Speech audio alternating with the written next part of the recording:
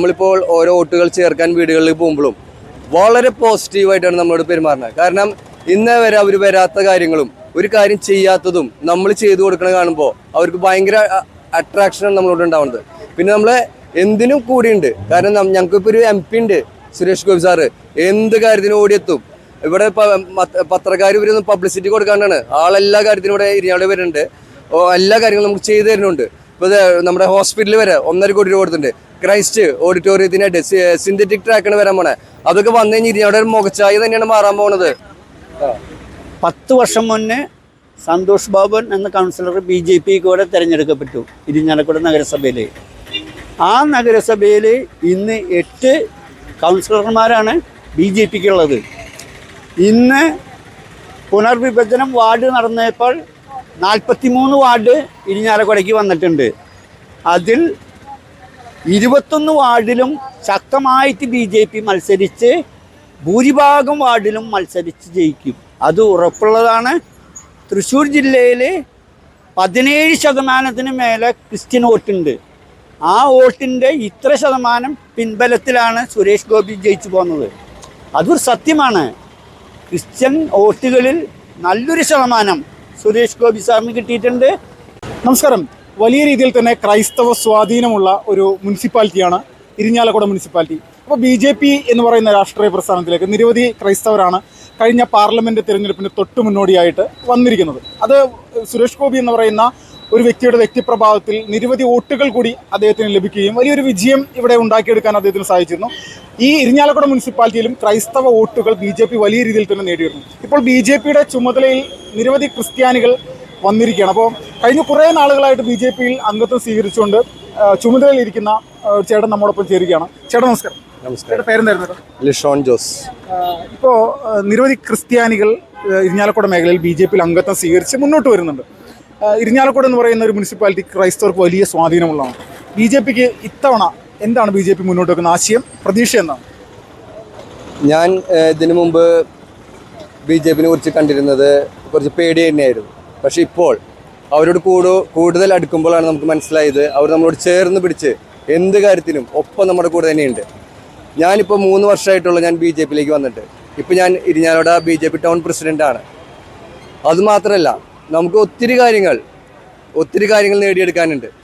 കാരണം ഇരിഞ്ഞാലക്കുട മുനിസിപ്പാലിറ്റി 25 വർഷം തുടർച്ചയായിട്ട് കോൺഗ്രസ് ഭരിച്ചിട്ട് എന്തുണ്ടായി?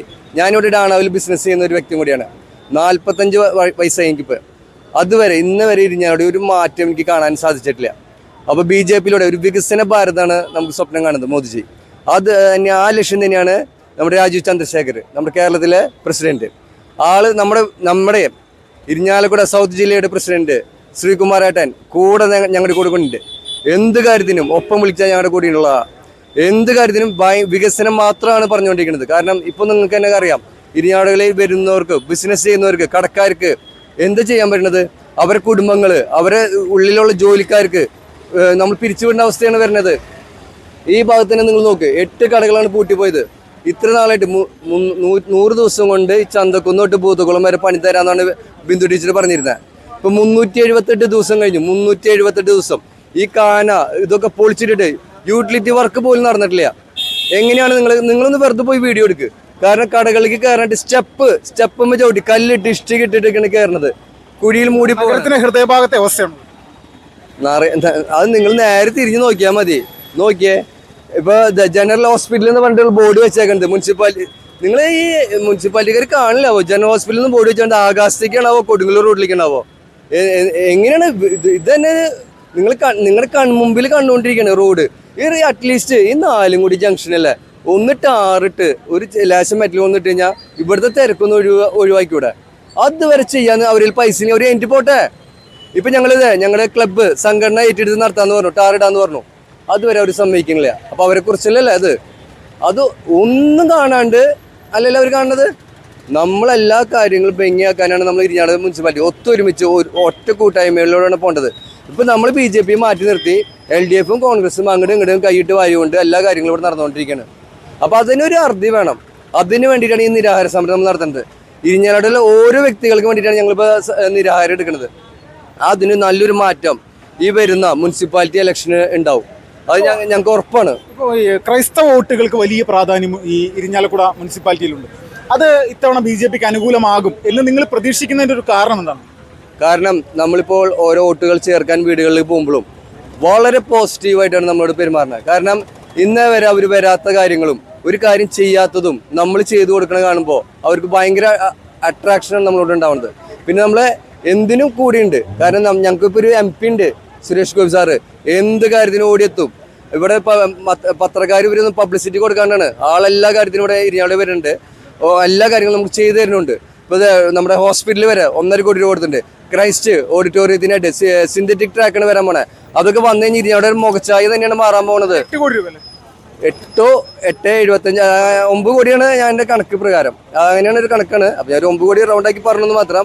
അപ്പോൾ അതൊക്കെ വന്നു കഴിഞ്ഞാൽ ഭയങ്കര മാറ്റങ്ങളാണ് വരുന്നത്. പിന്നെ അതുപോലെ ഇവര് എന്ത് അവകാശങ്ങളും തരട്ടെ, പുതിയ പുതിയ പ്രൊജക്ടുകൾ തരട്ടെ, MP-ക്ക് കൊടുക്ക്, ഞങ്ങൾ കൊണ്ടുവരും. അതൊക്കെ തരുന്നില്ല. തന്നു കഴിഞ്ഞാൽ MP-യുടെ പേരിലേക്ക് പോകും പേടിച്ചിട്ടാണ് ഇവർ ചെയ്യണത്. അതൊക്കെ അതിനൊക്കെ ഒരു മാറ്റം വേണം നമുക്ക് ഇപ്പോൾ കാലഘട്ടത്തിൽ. നമ്മുടെ നാടിനുള്ള വികസനമാണ് നമുക്ക് വേണ്ടത്. ഒരു 25 കൊല്ലം മുമ്പ് ഇവിടെ നമ്മുടെ ഉണ്ണിയാടൻ സാറ് ഇവിടെ ബൈപ്പാസ് റോഡ് കൊണ്ടുവരാമെന്ന് പറഞ്ഞു. ബൈപ്പാസ് റോഡ് അന്ന് ആളുടെ ചെലവിൽ കൊണ്ടുവരാമെന്ന് പറഞ്ഞു. അപ്പോൾ ഇവിടുത്തെ വേറൊരാൾ എതിർ ഇത് തന്നെ കോൺഗ്രസിൻ്റെ എതിരെ തന്നെ ജാക്സേട്ടൻ പറഞ്ഞു അത് വേണ്ട, അത് വന്നു കഴിഞ്ഞാൽ ശരിയാവില്ല, കാരണം ആളുടെ പേരിലേക്ക് പേര് പോകുന്നു, MLA റോഡായി മാറുന്നു. ഇങ്ങനെ കുറേ കാര്യങ്ങൾ നടക്കുന്നുണ്ട്. നമ്മളത് എടുത്തെടുത്ത് ഓരോന്ന് പറയുകയാണെങ്കിൽ ഇന്ന് തീരില്ല. അപ്പോൾ നിങ്ങൾക്ക് തന്നെ കാണാം എല്ലാ കാര്യങ്ങളും. ഇപ്പോൾ ഇതാണ് മുനിസിപ്പാലിറ്റിയുടെ കണക്കാണ്. ഇപ്പോൾ ഇത് നമ്മുടെ മുനിസിപ്പാലിറ്റി കണക്ക് ഇത്ര ലക്ഷം രൂപ, എത്ര കോടി രൂപ എന്നറിയാം വികസന ഫണ്ട് നീക്കിയിരിപ്പായിട്ട് 2,24,90,000 രൂപയാണ് ബാക്കി വന്നേക്കുന്നത്, ഉപയോഗിക്കാൻ പറ്റാണ്ട് കിടന്നത്. പിന്നെ മെയിൻ്റനൻസ് ഗ്രാൻഡ് ഫണ്ട് 2,71,29,525. ഇതിൻ്റെ എല്ലാത്തിനും പ്രൂഫ് ഇവിടെ നമ്മുടെ കയ്യിലുണ്ട്. ഇതൊന്നും ജനങ്ങൾ അറിയണില്ല. ജനങ്ങൾ വിചാരിച്ചേക്കുന്നത് നമ്മളെല്ലാം ബ്ലോക്ക് ആക്കണു. നമ്മളെല്ലാം ബ്ലോക്ക് ആക്കിയിട്ട് അവരുടെ കാര്യങ്ങൾ അങ്ങോട്ടും ഇങ്ങോട്ടും കുറ്റങ്ങൾ പറഞ്ഞാൽ അവർ കാര്യങ്ങൾ നടത്തിക്കൊണ്ടിരിക്കുക. ഇവിടെ നമ്മൾ കൃത്യരേഖയാണ് നമ്മളെ പറയണത്. കൃത്യരേഖ, ഇത് ഫുള്ള് രേഖയാണിത്. ഇത് നിങ്ങൾ കണ്ടോ, ഇത്ര കോടി രൂപ ഇരിഞ്ഞാട് മുനിസിപ്പാലിറ്റി ലാപ്സ് ആക്കി കളഞ്ഞാക്കണ കാശാണ്. ഇതൊക്കെ നമ്മൾ അനുഭവിക്കേണ്ട കാശാണിത്. പിന്നെ നമ്മളെവിടെ ഏത് സ്ഥാനത്ത് നിൽക്കണേ? നമ്മുടെ കേരളത്തിലെ ഏറ്റവും നല്ല മുനിസിപ്പാലിറ്റി ആയത് നമ്മുടെ പാലക്കാടാ. നമ്മളൊക്കെ നിൽക്കണ്ടേ ബാക്കിൽ നിന്ന് നോക്കുകയാണെങ്കിൽ 22ാം സ്ഥാനം എന്ന് പറയണേ. ബാക്കിൽ നിന്ന് നാണാവില്ലേ ഇവർക്ക് പറയാനായിട്ട്? ഇത്രയും ഫണ്ട് ഉപയോഗിക്കാൻ പറ്റാണ്ട്. ഇതേപോലെ നമുക്ക് ഈ ഫണ്ടൊക്കെ ഉണ്ടെങ്കിൽ എന്തോരം കാര്യങ്ങൾ ചെയ്യാം. ഇരിഞ്ഞാടം ബസ് സ്റ്റാൻഡിന് മോശമായി മാറ്റാം. ചന്താര ഉള്ളിൽ പോയി നോക്കിയാൽ എന്നിട്ട് ഒരു ബിൽഡിംഗ് കാണണേ, നമുക്ക് സങ്കടം വരും. ഇത്ര കൊല്ലം ഭരിച്ചിട്ട് ഇവർക്കൊന്നും കാണില്ല. വികസനം വന്നാൽ തന്നെയില്ല എല്ലായിടത്തും ജനങ്ങൾ ഒഴുകിയെത്തുള്ളൂ. ഇരിഞ്ഞാടിക്ക് ഒരു മാറ്റം കൊണ്ടുവരണം. അതാണ് എൻ്റെ ഒരു പ്രതീക്ഷയിൽ നിൽക്കുന്നത്. ചേട്ടാ നമസ്കാരം, പേരെന്തായിരുന്നു? ജോർജ്. ചേട്ടൻ ഇപ്പോൾ ഇരിഞ്ഞാലക്കുടയിൽ വർഷങ്ങളായിട്ട് താമസിക്കുന്ന ആളാണല്ലോ. എന്തെങ്കിലും ഒരു മാറ്റം ഇതിനിടയിൽ ഉണ്ടായിട്ടുണ്ടെന്ന് തോന്നുന്നുണ്ടോ? ഇരിഞ്ഞാലക്കുടയിൽ ഒരിക്കലും മാറ്റം നടന്നിട്ടില്ല. UDF-ഉം LDF-ഉം UDF ആണ് 25 വർഷം തുടർന്ന് ഭരിച്ചുകൊണ്ടിരിക്കുന്നത്. 25 വർഷം. ഈ 25 വർഷവും അവർ 54 കോടി രൂപ ലാപ്സാക്കി. അത് ഇരിഞ്ഞാലക്കുടയുടെ വികസനത്തിന് വേണ്ട ഫണ്ടായിരുന്നു. അത് നഷ്ടപ്പെടുത്തി. 10 വർഷം മുന്നേ സന്തോഷ് ബാബു എന്ന കൗൺസിലർ BJP കൂടെ തിരഞ്ഞെടുക്കപ്പെട്ടു ഇരിഞ്ഞാലക്കുട നഗരസഭയിൽ. ആ നഗരസഭയിൽ ഇന്ന് 8 കൗൺസിലർമാരാണ് BJPക്കുള്ളത്.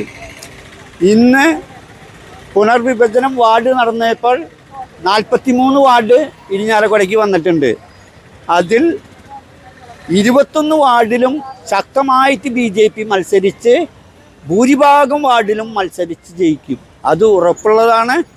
തൃശ്ശൂർ ജില്ലയിൽ 17% മേലെ ക്രിസ്ത്യൻ വോട്ടുണ്ട്. ആ വോട്ടിൻ്റെ ഇത്ര ശതമാനം പിൻബലത്തിലാണ് സുരേഷ് ഗോപി ജയിച്ചു പോകുന്നത്. അതൊരു സത്യമാണ്. ക്രിസ്ത്യൻ വോട്ടുകളിൽ നല്ലൊരു ശതമാനം സുരേഷ് ഗോപി സാറിന് കിട്ടിയിട്ടുണ്ട്. മോഡി സുരേഷ് ഗോപിനെ തൃശ്ശൂർ ജില്ലയിൽ വെച്ചു. ശക്തൻ്റെ നാട്ടിലാണ് വെച്ചത്. ശക്തൻ തമ്പുരാൻ്റെ നാട്ടിൽ ശക്തമായി പൊരുതി BJP MP ഡൽഹിയിലേക്ക് എത്തി. ഇനി ഡൽഹിയിൽ നിന്നുള്ള നിർദ്ദേശം പ്രകാരമാണ് സംസ്ഥാന പ്രസിഡന്റ് രാജീവ് ചന്ദ്രശേഖരൻ സാർ എത്തിയേക്കുന്നത്. അദ്ദേഹം മുൻ മന്ത്രിയാണ്. ഈ കേരളത്തിൻ്റെ ഡെവലപ്മെൻറ്റിന് വേണ്ടിയിട്ടാണ്. ഒരു രാജ്യത്തിൻ്റെ ഒരു സ്ഥലം മാത്രം ഡെവലപ്മെൻറ്റ് വന്നില്ലെങ്കിൽ രാജ്യത്തിൻ്റെ അതിൻ്റെ പ്രൗഢി നിലനിർത്താൻ കഴിയില്ല ഇന്ത്യക്ക്. അതുകൊണ്ടാണ് രാജീവ് ചന്ദ്രശേഖരൻ സാറ് തിരുവനന്തപുരത്ത് BJP സംസ്ഥാന പ്രസിഡൻ്റായിട്ട് വന്നേക്കണത്. ആ സംസ്ഥാന പ്രസിഡന്റിൻ്റെ നേതൃത്വത്തിൽ ഇവിടെയുള്ള ജില്ലാ നേതാക്കൾ, സംസ്ഥാന നേതാക്കൾ ഒത്തൊരുമിച്ച് കേരളം BJP-യിലേക്ക് എന്നുള്ള സ്വരം സുരേഷ് ഗോപി സാറ് നൽകി ഡൽഹിയിലെത്തി. ഇനി നമ്മൾ തിരുവനന്തപുരം പിടിക്കും.